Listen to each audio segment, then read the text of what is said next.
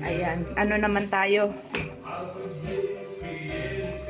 Ito, second na lulutuin. Dinamihan ko na ho ng tubig. Nakakapagod yung pa konti-konti. Ayan, isa't kalahating kilong asukal. Yung balat ho ng lemon, ginayat ko. Tapos, busim, smokim. Kayo na po bahala kung pasas ilagay nyo. Ayan, good luck sa aking music. Nakakapagod po talaga gumawa ng ganito kasi ilang oras mo siyang lulutuin. Then, pahalo-halo.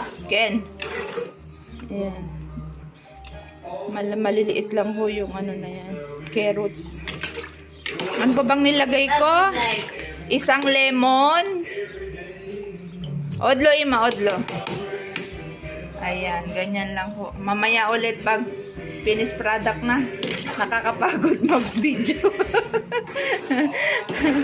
Ayan. Sige, Inday. Halo ka lang.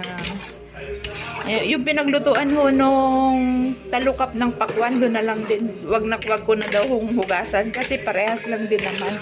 Kaya ayan, may talukap pa ng pakwan. Siyempre, sundin natin yung matanda. Para walang away. Ayan po. Lo, miseder, maher ni marmay.